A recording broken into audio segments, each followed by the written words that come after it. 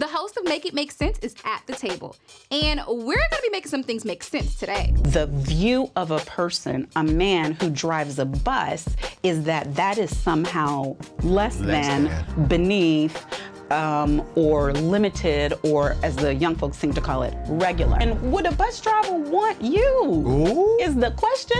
Ooh. Bus driver might want somebody who can be a helpmeet for real. Ooh. Bus driver might want a partner.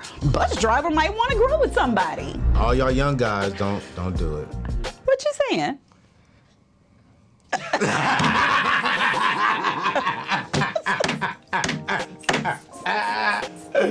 Now, before we hop into today's show, be sure to like, comment, and subscribe. Now let's jump into the video.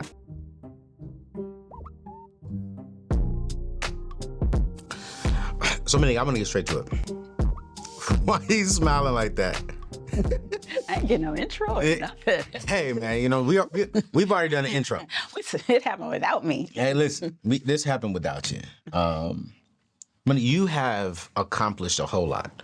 And in your words, which is very true, you're still writing history for yourself and as a woman. Actually, as an individual in today's world.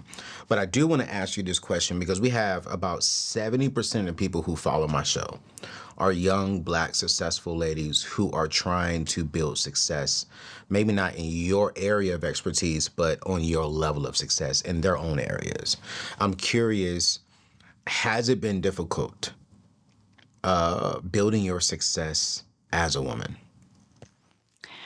I think building success is difficult, and especially if you measure success in terms that have to do with external validation and have to do with comparison to other people. Because if what you're really saying by success is that you are better than so-and-so or have attained more than so-and-so or can get the most bookings, pack the largest rooms, whatever the case may be in your area, then I think that's an impossible measure to meet, because even if you meet those markers right now, somebody's coming. Yeah. There's always going to be somebody with more money. Yep. There's going to be somebody with more clients. Yep. There's going to be somebody with the next big whatever. And so I believe that as a person, but especially as a woman, if you figure out a way to self-validate, and if you are a person of faith and you know that between you and God, y'all got together, had a conversation and agreed on the way the thing was supposed to go, then it frees you up to have the kind of success that is measured by whether you are meeting the mark. Are you doing what you were here to do? Have you figured out what your purpose is in life? Are you walking in pursuit of that purpose? When you fall, do you get back up? That's so And good. then when you fall again, do you get back up? And then when they castigate you, do you shake and bob and move and keep going? So to me, that's why I said I'm still working, I'm still walking, because, you know, we just came back from International Leadership Summit. ILS. And that question, God, am I doing what you put me here to do? Yeah. Am I right on track? Are you pleased with what you see here? I know I'm not finished. I'm still pressing. But am I even in the right path? So I think when you can clearly answer those questions, that's success. And you got to take small wins when that's your path to success. What would you say to someone in their 20s right now who's followed your journey and they're like, okay, cool. What is one thing they should try to aim for when they're starting their own journey? Go for it. That's good. Go for it. Go for all of it. Okay. Do all that is in your heart to do. Do not plan for, I'm going to do this by I'm 30 if it's something that you can do at 22. Ooh, that's good. Take the 22. Because there are things that your 22-year-old mind and your 22-year-old body and your 22-year-old perhaps lack of attachment. Because a trip around the world for me right now, to be able to just constantly go month after month after month and speak everywhere that I'm invited, oh, that would be lovely. But I have these 3 kids. Their names are Carlton Jr., Grace, and Daniel. And they got football games, and they got track, and they got musical theater, and they got all kinds of the things and the proms and et cetera and the so on. And the minute the first one was born, which was, 18 years ago last week, my entire paradigm shifted. And what was important before was taking an immediate backseat to the assignment that God trusted me with, that I asked for, that I can't afford to fumble. So would love to be in Stockholm. I'm doing my own Renaissance celebration today. There you go. I'm glittering head to toe. Congratulations, Beyonce, you're the queen. But shoes too now. Yeah. Geez. Head to toe. But I couldn't be in Stockholm last night. Right. Yeah. That don't mean I'm gonna miss it. I don't want to offend your church folks, but yes, Monique will be at Renaissance at some point. Listen, man. Listen. I'm not a Beehive fan, but I mean, if I was, I'll be there too. Yeah. I'll go to her, then I go to Kirk Franklin the next day. Amen. I'll do them both. Yeah. But I'm not gonna slide over that. I'm not gonna let you slide over that, Monique. You said you got an 18-year-old. I need to see ID. I have 18, 17, and almost 16. Wow. My 15-year-old So I don't have babies anymore. They're up and going on their way. And that's the other thing that I would say to the younger woman. Okay.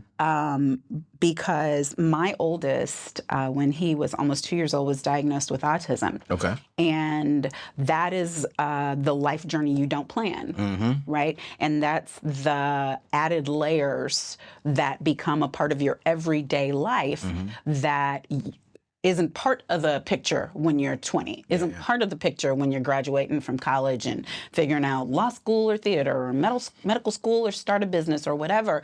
And so what you can do while you are free to do it, where you ain't got to ask nobody nothing about nothing. You don't have to plan with anybody but you.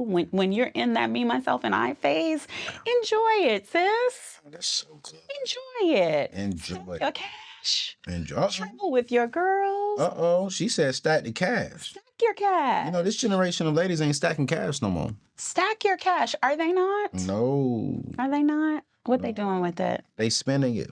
Oh, okay. And then some of them, I think the study came out that this younger generation of ladies, they're starting businesses. They're the number one rising entrepreneur, but then also they also are the number one rising when it comes to debt. So it's like they're getting the education but racking up the debt and do not have a savings account. Right. Well, I mean, we also are just statistically the largest percentage of home breadwinner leaders when we don't necessarily want to be. And do y'all really not want to be though? Yeah. Well, here's the thing. This is good, Monique. I didn't know we was going here. Well, I don't know how to have any conversation about Black women and Black men and money without talking about the role that the U.S. government has played with the penal institution pipeline that has attacked our families, that disproportionately still stops, frisks, arrests, jails, kills Black men. And how is that supposed to not have a cost for the Black woman? According to recent stats, only about half of African Americans have some form of estate planning put into place. This includes important documents like your wills, your trust, and your power of attorneys. Additionally, only about 60% of all people have life insurance coverage. But why is it so important for not just Black people, but all of us to have these things put into place? You see, life insurance can provide financial protection for your loved ones in the event of your unexpected death. It can help cover funeral and burial expenses, pay off debts, and even your mortgages. But here's what I really want you to consider. It can provide income for your loved ones to build wealth with. You see, estate planning, on the other hand, can help ensure that your assets are distributed according to your wishes after your death, and that your loved ones are taken care of. If you truly love, and I mean this, if you truly, truly love your loved ones, Don't leave their financial security at chance. I want you to get life insurance today. You can get a free quote with my friends over at Ethos by visiting anthonyoneal.com/life insurance or by clicking the link in today's show notes. Protect your family's future and give yourself peace of mind. Don't be in heaven and you're full of joy and your family is here on earth struggling and stressed. Get life insurance today with my friends over at Ethos. Hey, now let's get back to today's show. I know it's a good one. From the time when the man was in the field and then lynched or sold and traded to this day, we have been left holding that bag. So I understand why some brothers may feel like women who are similarly situated to me think, well, I've got the most education, I'm making all this money, I'm starting businesses. I mean, you look at what Black women are doing right now. Y'all are killing. Sisters are bad. Y'all are killing it. Yeah. But we were made to be. Ooh. To be. Ooh. And we were made to be. Right. All the ways. All the way, yeah. Right? I feel you. But there's not a choice in that. There are decisions that have to be made and children's mouths that have to be fed. Yeah. And we used everything that we had and everything that we were forced to have in order to survive. And then we were moving from surviving to thriving. Yeah. And then our brothers, our husbands, our sons are coming out of being in penal institutions, being in the system. And even once they're out, and we want to welcome them. Yep. They're not all the way out because they're out and saddled with everything that it means to have a conviction on your record and to not be able to even drive a taxi. And so all of these things factor into what I say to my 20-year-old sis, which is stack your cash, enjoy your freedom, have time with your girlfriend. And I did all those things. So by the time I had children, there were zero regrets about the decision making of what that life was and the so-called sacrifices of motherhood. We're doing this before Mother's Day. I don't know if it'll be on Mother's Day, but you know, they're going to take care of me on Sunday is all I have to say. I know I'm getting mine on Sunday. But zero regrets because, you know, I was in Cancun with my girls for days on time, falling asleep on the beach and waking up and figuring out where the next party is. And I was on the cruises and I was in Europe and I was, you know, I did the things when I was able to do them. Yeah. And so I don't think that that's wasting money. I think that is living. Okay. And living is important, yes. Live while you can. Yes. I mean, well, you're always living because even when you had kids, you were living. And still am living. Yes. Yeah, but the paradigm shifts. Yes. And the priorities change. Yes. And you got to kind of get it in. Yeah. You know, and you learn, at least I've learned, to bring my kids along that journey with me because they need to see, oh, mom has plans.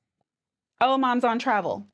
Mom is mom, and yes, mom drops us off in the carpool line. Like, I dropped kids off this morning in this. In that? Yes. Come through, mom. Oh, my son, my baby was like, oh, what you got today? You got an interview? You got TV? You got a party? You got a brunch? I'm like, yes. Let's go. I have everything that I can get in between 8:15 a.m. and 3 o'clock p.m. when I'm dealing with y'all again. So, yes. I'm curious because one thing I do admire about you, there are some things I didn't even know about you. I'm not going to put the things that I just learned that I didn't know, but I've watched you balance and prioritize public figure, being a mom, doing you in a personal life, and then also building, you know, your businesses. How is it that you did all of that and you didn't crash? Or did you crash? Like, was there ever a season where it's like, oh, I'm just the hell with this? You know what I'm saying? Like, how are you still moving and thriving? At ILS, I can say this without putting out no names. You walk with, I'm Monique. Like, when you walked into the room, like, you had to smile, you had to walk. It was like, yo. And some people's like, oh, they go Monique, they go Monique. It's like you have this presence when you walk into a room with everything you've built, but I'm curious, how do you balance and ebb and flow all that? Like, being a mother of 3, still having this swag. I still don't believe your oldest is 18. Yes, I'm 52. I don't believe it. Well, I'm proud of it, so that's why I had to work it into the interview. You know what I'm saying? So all y'all young guys, don't do it. What you saying?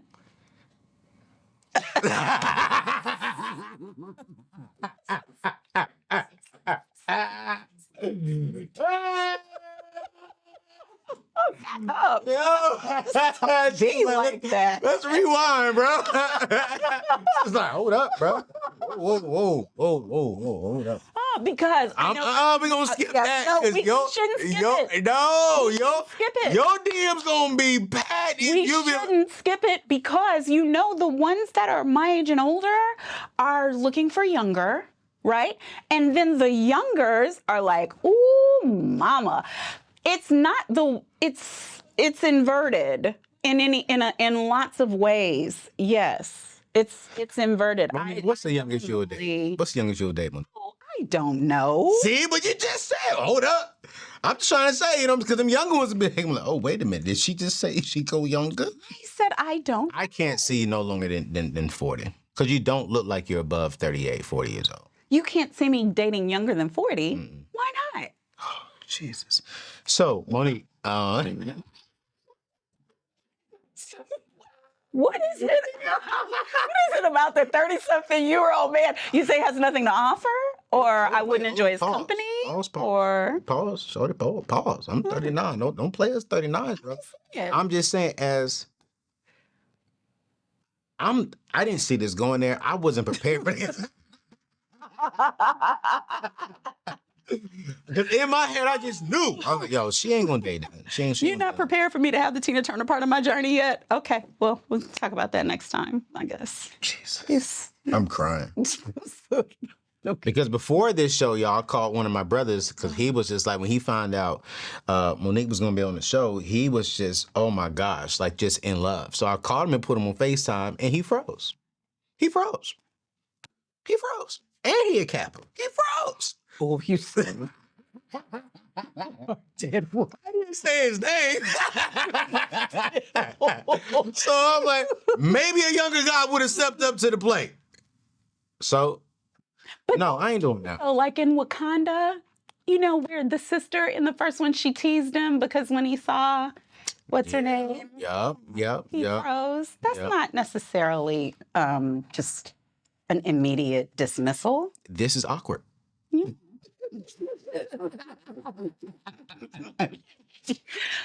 Monique walk in the next day. Hey, be my friend, bruh. You 32? What the heck is going? But hey, listen, Monique, whatever floats your boat. I mean, I'm with you. I just do wonder though if you would have something in common with someone, you know, younger than 40.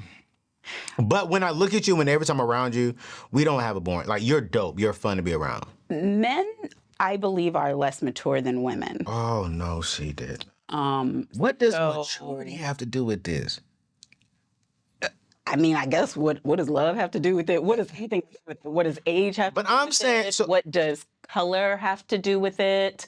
But Monique, I believe spirits connect. Absolutely. Right? I agree. And energies can connect and can match. Yeah. And I'm probably a borderline like sapiosexual type person in that if your intellect locks with mine, like if there's something about your conversation, something about your brain, something about your outlook on life, something about the way that you view your role in the earth, for sure, a date, we can go to dinner, right? Now, whether we can walk through life in a partnership, I don't know that I'm interested in that period right now in my life. I got a lot going on.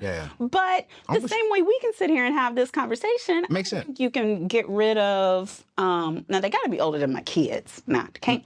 Makes sense. Got to be older than my kids. But I'm just saying in the range of human experience. Yes. Especially as believers, I'm with you. God is not even on space or time or any of these things, and spirits can lock in this plane that may be all together in another. We just don't know. I don't want to get real wackadoo woo on your people, but I'm just saying. I'm loving this. Okay. Every time I see you, I learn something new about you. So it's not about the age. And from a serious standpoint, you're like, if spirits connect, and if we connect, and we have a healthy, mature connection and conversation, the vibe is there. Do not eliminate. There's been that thing going around with my good friends, Ebony and Iyanla. I respect both of those women. The whole "would you date a bus driver" thing. Yep. Did you see that? I did. I have my 2 cents about it. Okay. Well, I'm gonna just give 1 minute worth of my cent on it. Would you do it? I believe that the question was more classist than the answer. Would you date a bus driver, to me, says that when you're talking to a woman who has a certain amount of money and education and accomplishment, that the view of a person, a man who drives a bus, is that is somehow less than, beneath, or limited, or as the young folks seem to call it, regular. I keep asking what a regular person is. I'm probably not regular, but I don't know anybody who is regular when you start really talking to people. Studies are showing nearly right now, currently in the year 2023, that nearly 70% of people live in paycheck to paycheck. When you dive deeper into this study reveals that out of that 70%, a large portion of those are people who make over 6 figures. These are people who are living paycheck to paycheck because of inflation, because of job loss. But a lot of people saying, man, we have an income problem. And here's the truth. We don't really have an income problem. We have a lack of utilizing our gifts and skills problem. You have the skills, you have the talents that God put on inside of you. And I want to ask you this question. I want to be very honest. Are you utilizing them correctly? Or are you just going to work, getting that check, coming home, and not really utilizing your gifts and skills to build wealth to pay off debt?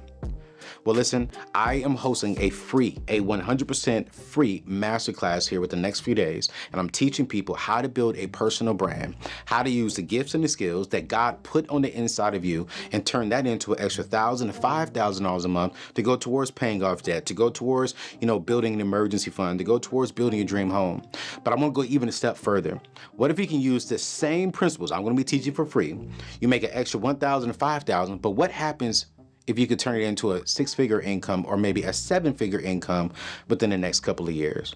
Well, if you are ready to take control of your money, if you're ready to utilize the gifts and the skills God has given you to build a legacy, to build wealth for yourself, can you meet me? I want you to go to anthonyoneal.com/save my seat. Again, that is anthonyoneal.com/save my seat. Or you can click the link in today's show notes. It's 100% free. Come join me. Let me show you how we, my team and I, built a 7-figure brand and how we can put $1,000 in your pocket within the next 30 to 60 days. I'll see you soon.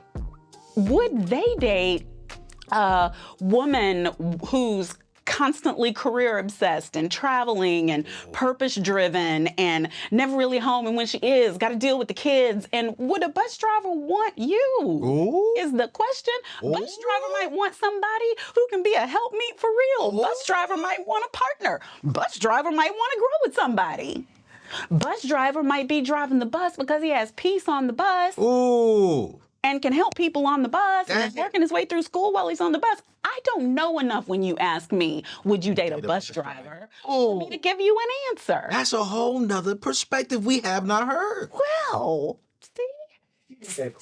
She just finished a whole sermon.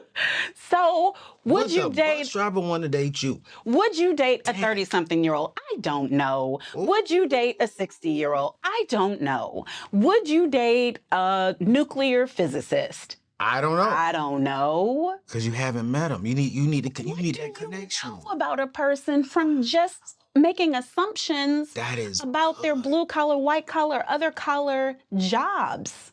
Yo. Because I've been in D.C. 30 years, and these bras, these hill bras, these what do you do, I do, I have no use for. None. And so for the women this is good. who thinking they maybe wouldn't date a bus driver, I think that question sometimes is about the woman too. Well, maybe your money is long, but it's not that long.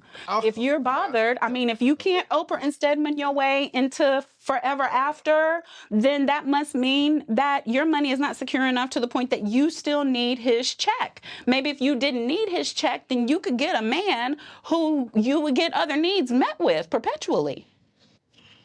So I'm just saying, sis. I mean, think these things through. That's all I'm saying.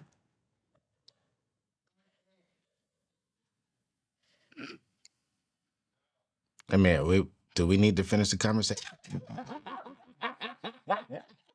I'm like, God, Monique, you ain't come to play today. No. Lord Jesus. No. I think the best thing you said, it was like, does the bus driver even want to date you? Like, that just puts it in a whole nother perspective. Gotta be honest. Yeah. Because I recognize and that there is a wife lane. And I believe that when men are growing and building, they deserve a partner. Yeah. Somebody who wants to be a partner. Yeah. And one of the conversations even that Timothy Mallory and I had, and even Tez and I have had before, public conversations, so they're posted somewhere, was that when you get to like whatever age certain is, I'm probably in it. Yeah. And I've been there and I've done that. Yeah. I don't know if I want to get in there and do that again. So it would good. take a really special cat, right? And I think he's out there. Well, here's the thing. I might not need that assignment again, sir. I mean, when I do things, I do them well. So I'm not searching for that assignment again. And he need not search for me for that, because I believe with the billions of people that are available to choose from, that you can find you somebody. But it just ain't you. No. Probably not. But I mean, you was married for 17 years, got an amazing career in a different season of your life. And I mean, I could understand that. I really could. Yeah.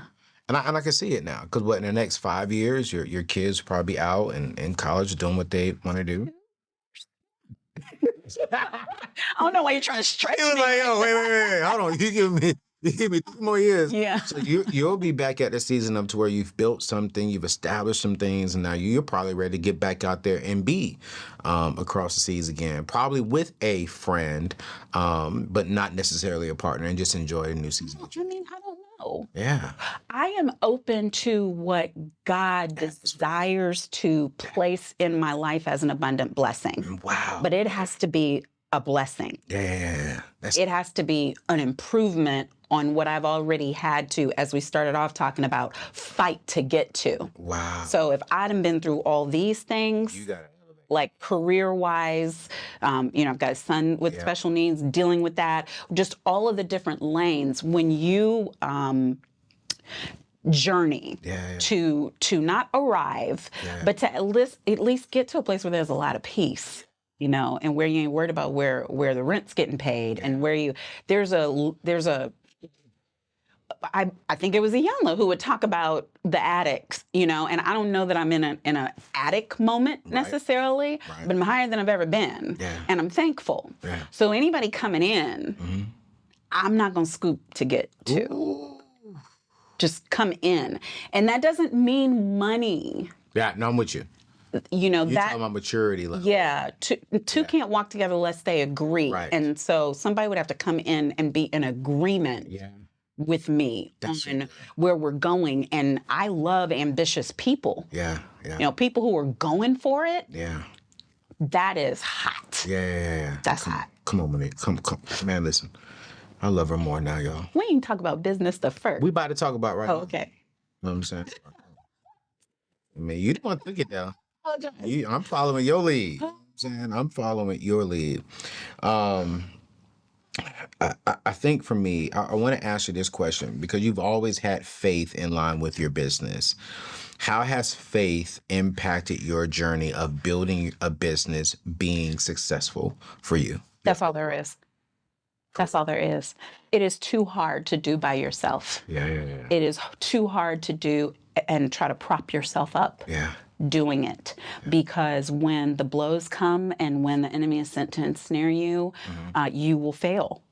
If there's no vertical connection and relationship. And if in addition to that relationship, you're not walking and pursuing a purpose. When we did the pre-show interview, that was one of the things that I mentioned. I know what it is like to be going to a job and know you have no business being there. Yep. Know that it's not your destination, and you really can. I believe you're given grace for things for a season. Yes. And when that grace wanes, you better have been planning to go. Like, you need to know for yourself when you're coming into something, have the best idea possible what it is. This is a place that I want to be this amount of time while I prepare to do this so that I can get to the next thing. Yeah. And I made colossal mistakes along the way. You asked me if I ever crashed? Absolutely. You did. Yeah. Wow. Yeah, and women go through things that nobody wants to talk about, like menopause and brain fog and postpartum depression and just what it means to be wife, mom, preacher, lawyer, blah, blah, blah, blah, blah, blah. And you get so busy trying to fulfill all those titles to all those people, you don't honor your temple. So how do you... That's a crash. So how do you deal with all that as a woman or as an individual, you know, and still build success? Because at some point, wouldn't you think you would just want to give up on it? You know what I'm saying? Because that's a lot. And it's like, let's just be real. You at the table. You know, you take on a very high profile case. I think you were still married around that time. You know what I'm saying? Still preaching, still doing your thing. Like, how did you... Well, I'm curious to figure out this. What did you do to keep yourself? I did prayer and meditation and a strong but small network of family who are friends and friends who are family and external support that I really could feel. Like, during those days, I would always get messages, I'm praying for you, I'm rooting for you. And one of those messages is worth like 1,000 of going on Fox and them saying all kinds of crazy stuff, like in the Tucker Carlson days. God help them, God help them. You know, it comes around is all I can say. But that's what I did. But again, if you are walking in purpose, then you will be propelled That's so good. forward.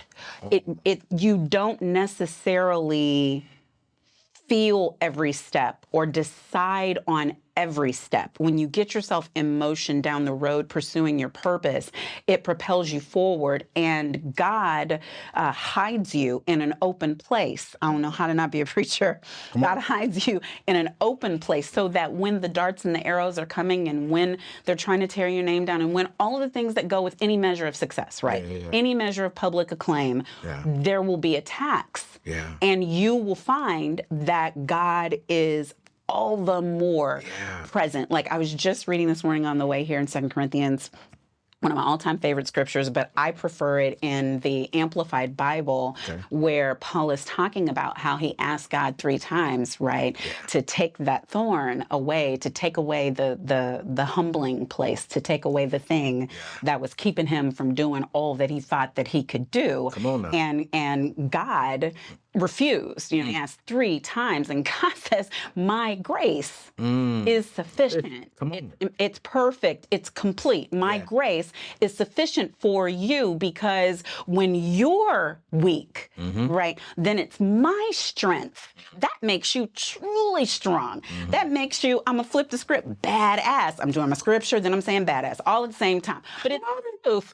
It's the truth, right? So then Paul graduates from trying to get rid of it and says, so now I boast on it. It's my thorn. It's my thorn. Yeah, got my thorn, which keeps me humble.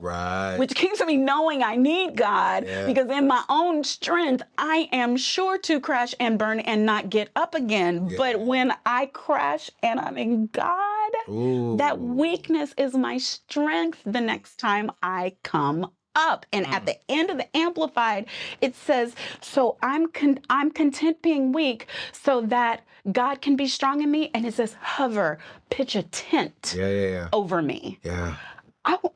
I'm asking God daily to keep that tent there. Keep the tent. And if somebody's listening and you haven't asked God in a little while to pitch a tent over your life, that's the request that will sustain you through all of the ups and downs and all arounds of business, of relationship. Where'd you grow up? Baptist? No, I was raised Catholic. Catholic? And I, after law school, joined Anna Johanning Baptist Church because my law school professor would minister to me like in between breaks as my trial coach. Yeah. And I joined that church, which is now non-denominational, the Temple of Praise, which is headed by Bishop Glenn Staples. Yeah. So I was ordained under Bishop Staples once after it had become non-denominational. You got to get up out of here in a little bit to get to your show, Make It Make Sense, you guys. And we're going to drop the link to her show in today's show notes because your boy is going to be on it. And she's had a lot of other dope people who are actually doper than me. Well, actually, I don't think they're doper than me, but we all on the same level. You know what I'm saying? It's about the same level. But I'm honored to be on there. But what she is doing is honestly just great. But before we go there, someone watching right now, what school did you go to for law school? Howard University School of Law. HU. Somebody saying somewhere. And right. To a HBCU. Yes. So. I mean, and the best law school. Absolutely. Would you do it again? Do what again? Would you go back to Howard? Oh, yeah. How come you didn't go to Harvard? For what?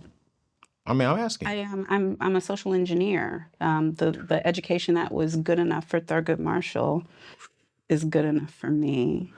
I like this. You know what I'm saying? Because I'm asking the question. Lawyering. That's right? What I'm saying. When you're of color. Yes. And that's not to cast dispersions on any other type of education. Right. I just believe that when you are raised to be a social engineer, then for the kind of work that I knew I wanted to do, that was what made the most sense.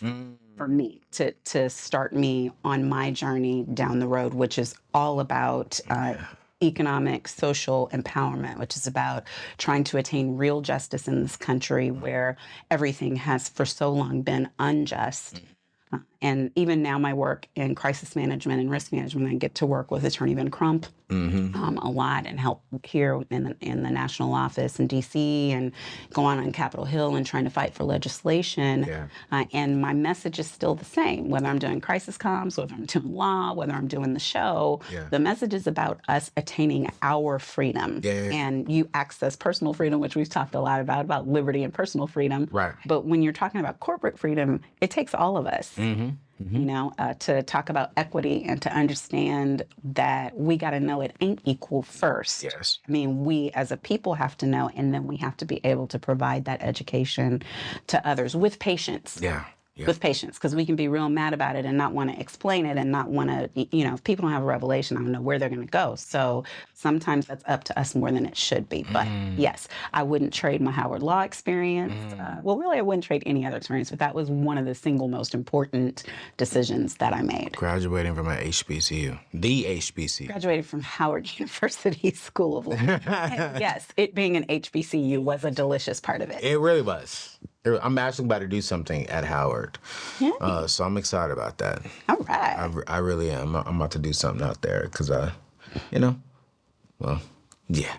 to be dope. It's going to be dope. Make it make sense. Mm-hmm. What is this show about and this platform? Like, why title it Make It Make Sense?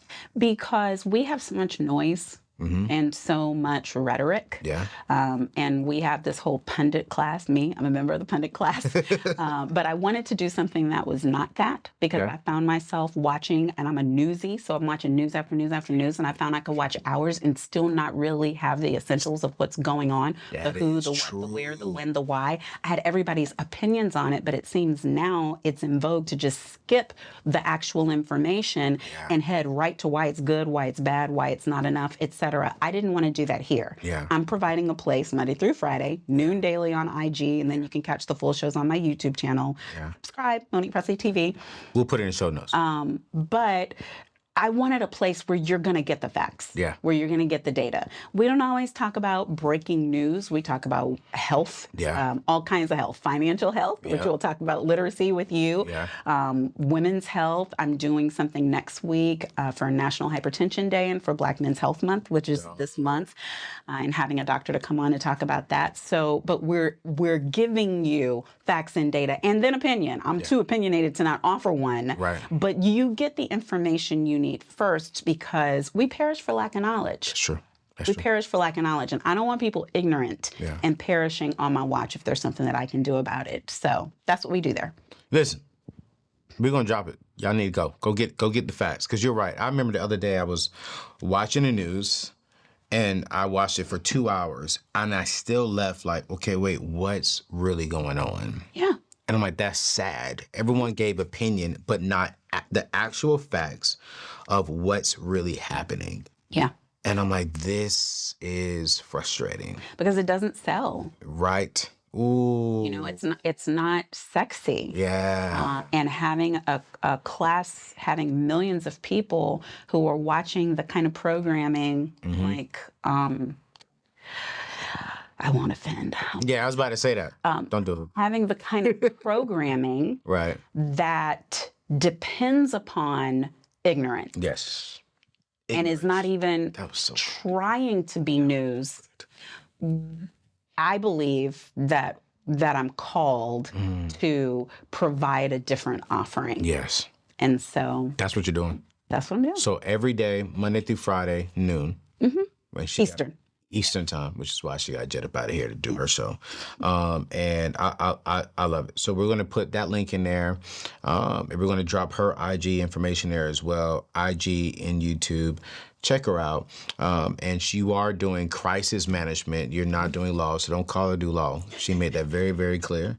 But you are helping people like myself or anyone, pastors, business owners. You want to talk to us before anything goes down and give us a strategy on if something was to go down, here's what you should do and how to do it. Yes, and I work with churches and I do full risk management plans. Wow. And I enjoy like the surprise because they're like, oh, our insurer, our adjuster, our whatever. And I'm like, yeah, but your insurer, your adjuster doesn't know that like when the preaching gets real good, that Deacon so-and-so is going to turn that corner and you've got an obstruction right there. The runners need to be able to run safely. So you have to, part of risk management is knowing the environment, knowing the venue, knowing the people, and I enjoy doing that. I enjoy being able to make us safer. Yeah, I mean, do the risk management so you don't have to call me for the crisis, because I can tell you, I ain't cheap either way, but crisis comes, you will wish you had called sooner. I know you're not cheap. Yeah. we know that.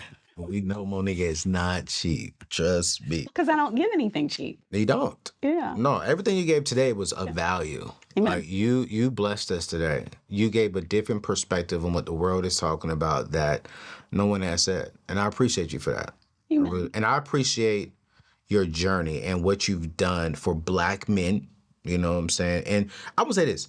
For Black men and just for people in general. Because I even think, too, while you fought for Black men, you've also fought for everyone. Because I think there are other races who needed to listen to you, who have listened to you, and you've inspired them to listen even more. Well, because everyone deserves the same justice. Absolutely. The same justice. Absolutely. Yeah, the fight just ends up being sometimes about Black men or Black women because we get so much less of it. But it's never the case that I want us to get anything to the exclusion of somebody else. What the hope, the prayer, the Constitution would be all of us. That's so good. Yeah. Monique, that's who it is. That's Monique. So we're going to end it right there. Monique, your DMs will be full with young men today. Just want to let you know. Doubtful. The way you just went for him, like, hold up, wait a minute. We can talk about the Lord. We can talk about business. We can talk about this money. What you ain't going to do is tell these young people they can't come. Shoot your shot, please. Lord Jesus, bye, y'all. Goodbye.